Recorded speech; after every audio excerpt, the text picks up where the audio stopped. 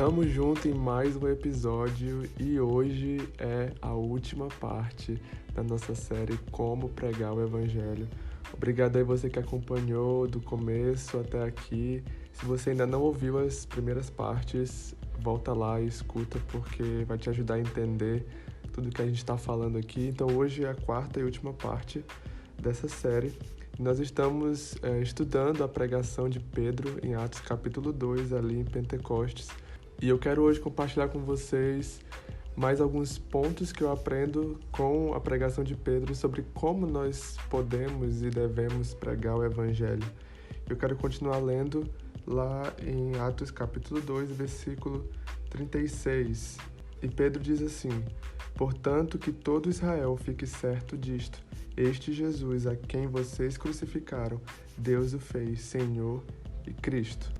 Eu quero aqui dar destaque para essas duas palavras que Pedro usa para se referir a Jesus. A palavra Cristo tem o mesmo significado de Messias, então Pedro aqui está dizendo que Jesus ele é o ungido de Deus que foi enviado para nos salvar. Então aqui Pedro está destacando o caráter salvífico de Jesus, mas também ele enfatiza que Deus o fez Senhor. Então nós precisamos enfatizar para as pessoas, quando nós pregamos o Evangelho, de que Cristo é Senhor sobre as nossas vidas. Ele não é apenas nosso Salvador, mas Ele também é o nosso Senhor. Então nós precisamos estar submetidos ao senhorio de Cristo também. Porque se nós pregarmos um Evangelho onde eu sou salvo, sou perdoado dos meus pecados, o que é verdade, mas se for só isso, vai se tornar um Evangelho pela metade. Porque seria muito fácil viver um evangelho onde eu sou perdoado, amado, mas eu posso continuar vivendo a minha vida da forma que eu quero. E nós entendemos, como Paulo disse em Gálatas 2:20, a vida que eu agora vivo, eu vivo em Cristo, então não sou eu mais quem vivo, mas Cristo vive em mim. Então essa vida, nova vida que Cristo nos deu, pertence a Ele. Nós precisamos viver para a glória dEle. E isso é difícil para a gente pregar na nossa geração, quando as pessoas querem ser independentes, as pessoas querem fazer o que der vontade, querem satisfazer os seus próprios desejos. E Cristo nos convida a nos submetermos ao senhorio dele.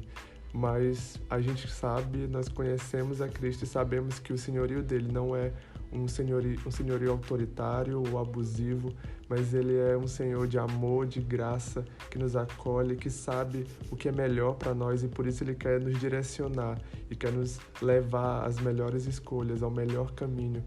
E o texto continua dizendo lá no versículo 37, que quando a multidão ouviu isso, os seus corações ficaram aflitos e eles perguntaram a Pedro e aos outros apóstolos: "Irmãos, o que faremos?"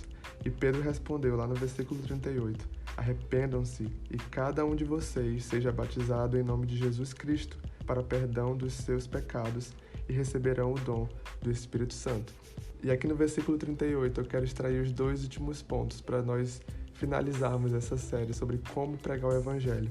O primeiro é, diante da pergunta da multidão, agora que eu recebi a palavra, recebi o Evangelho, o que eu posso fazer, o que eu devo fazer? E Pedro responde: arrependam-se. Arrependam-se dos seus pecados, arrependam-se da sua velha vida. Nós precisamos convidar as pessoas ao arrependimento. Nós lemos que João Batista fez isso no deserto, quando ele pregava para as multidões. Jesus fez isso. Então as pessoas vinham para João Batista, por exemplo, e perguntavam: o que nós devemos fazer, o que eu preciso fazer? E João Batista falava: abandone sua velha vida. Se você roubava, deixe de roubar. Se você adulterava, deixe de adulterar. E Pedro finaliza dizendo que além do perdão dos nossos pecados, nós também recebemos o dom do Espírito Santo.